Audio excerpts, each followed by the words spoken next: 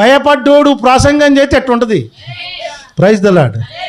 వచ్చా ఉన్నారు తెలిసి వచ్చాను. అయ్యా మరి మరి మరి మాకున్న ఈ కీడు పోవాలంటే ఏం చేయాలి? ఇప్పుడు జ్యోతిషులకు అడిగి అంటారు, ఇదిగోదే నీ గ్రహాలన్నీ రివర్సులు తిరుగుతున్నారా, గ్రహాలను శాంతిపరచాలా అంటే ఏం చేస్తారు? ఏం లేదు, ఒక 1,00,000 పదార్థాలు ఇచ్చే రాదు.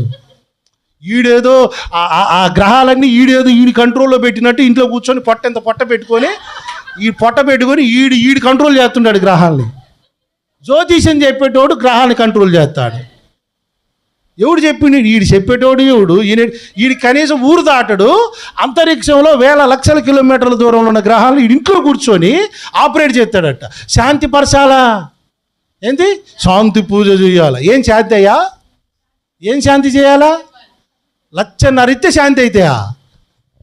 ఆ 1,50,000 ఇచ్చి ఈ నుంచి ఆ గ్రహానికి ట్రాన్స్ఫర్ చేస్తాడా డబ్బులు? రే ఇక్కడ నాకు ముట్టినే కానీ నువ్వు కూల్ గారు అంటాడా? అంత పిచ్చి అయ్యి ఆ గ్రహాలకి అంత తిక్కలే అయ్యి. ఇప్పుడు పిచ్చోళ్ళు ఎవరో తెలుసా? మేమే పేపర్లు పట్టుకుని తిరుగుతాం జాతక పత్రాలు. మేమే పిచ్చోళ్ళం. వాడు రాయడం, మేము తిరగడం. వాడిని కూలుపరచడానికి ఈయనకి డబ్బులు కొట్టడం. వీడేమో ఈయనకానే పెట్టుకుంటాడు. వీడు పొట్ట ఎంత పెడతాడు? మీరు చూడండి, జాతకాలు చెప్పేటోళ్ళకి 5 ఏళ్ళకి 5 ఉంగరాలు ఉంటాయి. వాడు ఎంతలా ఉన్నాడు అంతలా ఉంటాయి ఉంగరాలు. వాడి ముఖం ఎంత ఉంటుందో వాడికి ఉంగరాలు అంత ఉంటాయి. ఏం చేస్తారు మరి? ఇప్పుడు ఈ గ్రహాలను శాంతిపరిచే ఈ గ్రహాల పిచ్చున్న వాళ్ళు ఏం చేస్తారు? ఈడు పోయి ఆయన కాలకాడు పట్టుకోండి, బాబా స్వామి కూలి పరిచయా ఈడ ఇంట్లో కూర్చొని గ్రహాలు కూలి చేస్తున్నాడు. ఈడు 1,00,000 2 లక్షలు. అరే నీ బతుకు మార్చుకోరా, దేవుడికి నీ డబ్బులో దేవతని ఉచితంగా సువార్త చెప్తుండే వింటాడు. అట్ట కుదరదు, మాకు అదే కావాలి. ఏమంటాడంటే అసలు ఇంట్లో ఉదాహరణ చెప్తాను. గ్రహాలు వింటున్నాయి అంటున్నాడు కదా. మన ఇంట్లో బొచ్చు కుక్క ఉంటుంది కదా, బొచ్చు కుక్క ఇంట్లో సాదుకునే పప్పి కుక్కలండి. వాటికి బిస్కెట్లు అయితే మన అమ్మడి తిరుగుతాయి, అవును కదా. ఇప్పుడు నువ్వు దానికి యజమానుడు వాను, ఆ కుక్కకి యజమానుడు అయితే నీ మాట వింటుంది. ఇప్పుడు గ్రహాలు నీ మాట వినటానికి గ్రహాలు నువ్వేనా బాసువా? దేవుడు బాసు, సృష్టికర్త గ్రహాలకు బాసు, నక్షత్రాలకు బాసు. ఈడు కాదు, జ్యోతిషుడు కాదు, దేవుడు. ఆయన చెబితే ఆగాలి, ఉండాలి. యోషువ ప్రార్థన చేశాడు, సూర్యుడా నువ్వు కొంచెం ఆగు, మేము వాడు ఊరికే ఓవరాక్షన్ చేస్తున్నాడు, యుద్ధం చేస్తున్నావు, లేట్ అవుతుంది, నువ్వు ఆగిపో అంటే ఆగింది.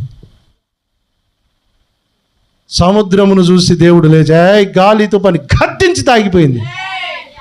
ఇప్పుడు చెప్పండి, ఎవరికి బానిసలు?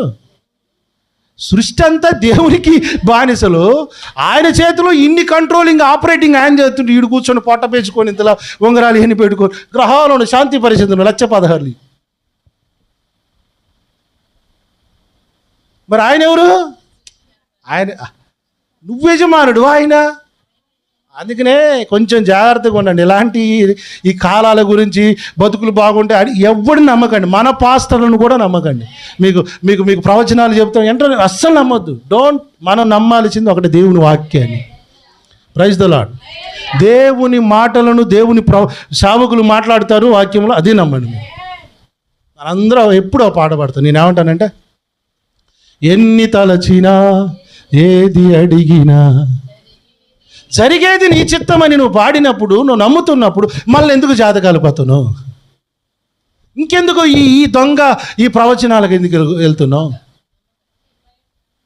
అడవి పువ్వులే నీ ప్రేమ పొందగా, అడవిలో పువ్వులనే ఎంత వైభవంగా చేస్తున్నాడు తెలుసు ఆయన. స్తోత్రం చెప్తామా? మత్తయి సువార్తలోనే ఇక్కడ అంటాడు కదా, అడవి పువ్వులని ఆయన అంత అలంకరిస్తే వాటికంటే మీరు బహుశ్రేష్ఠులు కారా? మనము పువ్వుల కంటే, పక్షుల కంటే, జంతువుల కంటే అన్నిటికంటే మనమే శ్రేష్ఠులమండి దేవుని సృష్టిలో. మీరు ఒక సింహాన్ని చూడండి, ఒక పులిని, సింహాన్ని ఎగ్జాంపుల్, ఒక సింహం, దానికి ఎవడు జడేసేది? ఎంత అందంగా ఉంటుంది సార్ అది. జడేసిన పోరగాళ్ళు కూడా గలీజ్గా ఉంటారు. నెత్తి రోజు పొద్దున్న లేచిన కాంచి 3 సార్లు దువ్వుతాం. మనది కొంచెం గాలి రాగానే సేదర ముఖం అయిపోద్ది. మంది మాడిపోయిన ముఖం అవుతుంది. ఇప్పుడు ఒక సింహాన్ని చూడండి, ఒక పులిని చూడండి, ఎంత అందంగా ఉంటాయి సార్ అవి. ఎవడో రోజు దానికి మన నూనె రాసి మంచిగా మసాజ్ చేస్తున్నట్టే ఉంటాయి. చూడండి మీరు మంచిగా ఎంత అందంగా ఉంటాయంటే, లేచిన కాంచి సంతూర్ సబ్బు, పౌడర్ సబ్బు, పాన్స్ పౌడరు, ఇంకేదో వాడిని బొంద పిండా కూడా అన్నీ పడదాం, అన్నీ మాడిపోయిన ముఖాలు. దేవుడు అంటాడు, వాటికంటే మీరు బహుశ్రేష్ఠులు కాదు, వాటినే పోషిస్తున్నాడు, మిమ్మల్ని ఎందుకు పోషించడా? ఈరోజు ఎంత అడ్వాన్స్డ్ అయిపోయానంటే ఇవాళ ఇప్పుడు తినుకుంటూ రేపటి గురించి మాట్లాడతాం మనం. అందుకనే రోగాలండి మనకి, జబ్బులు, బీపీలు, షుగర్లు, థైరాయిడ్ల కారణం ఏంటంటే ఇవాళ ఉన్నది సంతోషం ప్రభు అంటల్లా, రేపేంటి ఇది ఎక్కువైపోయింది. ఈ ప్రాకులాట ఎక్కువైపోయి, ఈ ప్రాకులాట ఎప్పుడు ఎక్కువైందో ఈ రోగాలు అప్పుడు మొదలైనవి. మీరు పోయి చూడండి, ఏ పులికాడికి పోండి, ఏ సింహంకాడికి పోండి, క్యాన్సర్ జబ్బు ఉండదు దానికి, థైరాయిడ్ ఉండదు దానికి, రైతులాడు చెప్పండి, ఏ బీపీ కూడా ఉండదు దానికి. ఆకలి అయినప్పుడు పోయి గబగబ ఏదో ఆకలి తట్టుకోలేకపోయి ఏదో తింటుంది, ఆ జంతువుని తిని పడుకుంటుంది తప్ప దానికి ఏ జబ్బు లేదు సార్. దానికి మోకాళ్ళ నొప్పులు లేవు, దానికి ఏ బాధ లేదు, ప్రశాంతంగా ఉన్నది తింటది. వాటిని పోషిస్తుండే ఎవరో తెలుసా? దేవుడు. రైతులాడు చెబుతా, మీరు వాటికంటే శ్రేష్ఠులు అన్నాడు, మనల్ని పోషించడా? మనకెందుకు భవిష్యత్తు మీద ఎన్ని ఆశలు? యేసు ప్రభువా మాకు ఈ రాజ్యం ఎప్పుడెత్తావు అంటే భవిష్యత్తు అడుగుతున్నారు వీళ్ళు. ఓవర్ యాక్షన్ అనమాట ఇది.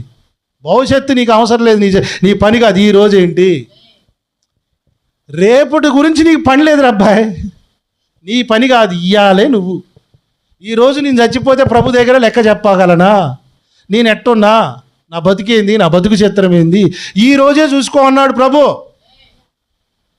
రేపు ఏమి లేదు, మసి.